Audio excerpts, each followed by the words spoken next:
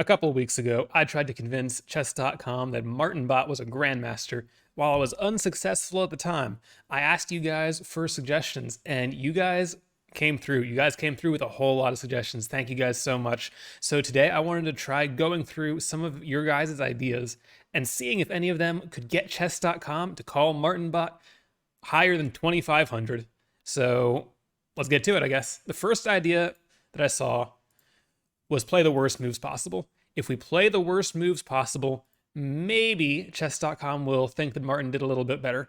So that's what we've got here. I played the worst move possible. We're going to see every game today from the perspective of Martin. We're putting ourselves into Martin's shoes. So starting out, just hanging pawns, hanging checkmate in one. Fantastic. Great game. This is just flawless stuff. This is absolutely top tier. There's no way Martin wouldn't get a grandmaster rating with this, is there? Yeah. I like the idea. I did like the idea. And 1050 is definitely higher than his real rating of 250. But unfortunately, that was not quite it. That didn't quite get us where we were going, but it was a good effort. Thank you. So that led me to my second idea from comments, which was very trustworthy. This guy suggested that if we use Stockfish and Martin notices within 10 moves, he will use Stockfish 4000 and he'll play only the best moves. And he even said, if I don't believe him, I should just try it. And now I had never heard of Stockfish 4000. I thought we were on like Stockfish 15 or something. So I figured, maybe this guy, he's got the top secret government information. Maybe he knows something I don't about Stockfish. And so the same way I looked for that Mew under that truck in the old Pokemon games, I decided to pull this up and try to cheat against Martin. And cheat against Martin I did. He played pretty solidly for the first few moves. And then he made a little bit of an inaccuracy, and then he hung a pawn. All right, it's not move 10 yet. It's not move 10. Now, chess.com doesn't necessarily agree that I'm making all the best moves. It doesn't think this was the best move. It depends on the depth that you've got on Stockfish on. I probably should have castled, but I was just reading off of Stockfish. I don't care. I'm not thinking. I'm doing what it says. We get a brilliant move here, actually. Can't take the knight because you will lose your queen. So that doesn't happen. Martin is at least good enough, but he plays maybe not the best move. We fork his king and his rook. It's move 10 now. It's move 10 now. So if this guy was telling us the truth, it's time for Martin to kick it into high gear. So what does he do? Plays an okay move. All right, he keeps defending pieces. He's doing fine so far. Maybe this guy's onto something. Maybe he's onto something.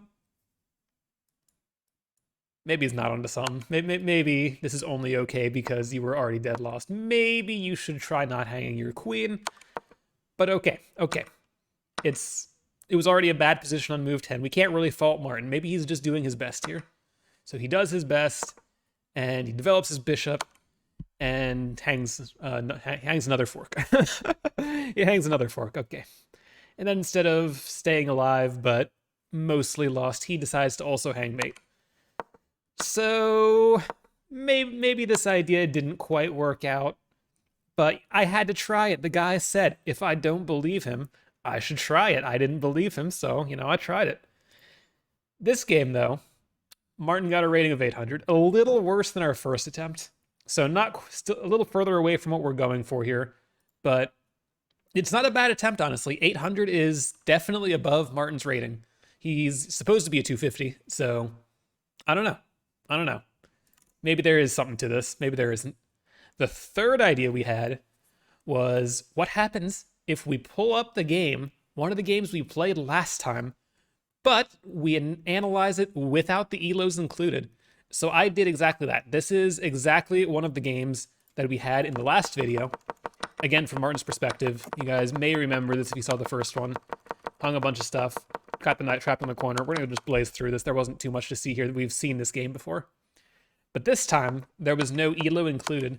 And so the question was, if there's no ELO here, what does chess.com think of these? Now, technically, Martin was playing as the white pieces. In the previous video, we told chess.com that Martin was playing with the black pieces.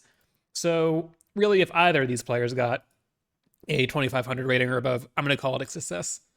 Unfortunately, it didn't actually want to analyze this for me. I don't know if you guys can get this to work, When I tried with no ratings included, it did not give me any result at all. I had nothing. No matter what I did, I could not get it to tell me what it thought the ratings were when there were no ratings included. So that was a bit of a flop, but it was a very good idea. So we moved on to our fourth idea from the comments, and this one actually seemed like a really promising one to me.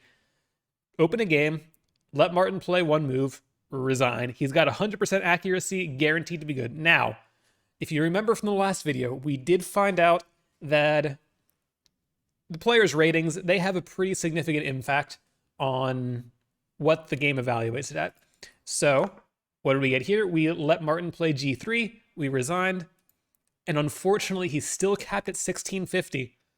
But this, in combination with the previous one, gave me another idea.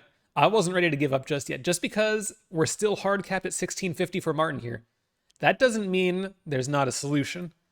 So I went back to our game here where we had tried with no elos, and instead of no elos, I gave both players 3000 elo.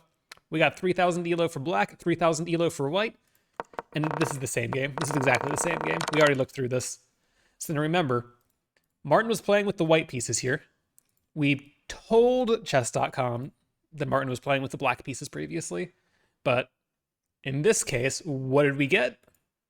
1750 versus 2700. So now we've got Martin being evaluated as a 1750. We got Martin's moves evaluating pretty darn well. Pretty darn well for somebody who played terribly. And that led us, oops, ignore the 4-3 games results. That led us to the final attempt. I gave this move a rating of a 3500. Do you want to know what chess.com called this when I ran this through the analysis? This is pure Martin moves, no trickery. Besides, this is a little bit of trickery. No trickery. Martin, he got a 3650 rating. 3650 versus a 2050. Now, I will say maybe 2050 is a bit of an over-evaluation for somebody who resigned without playing a single move.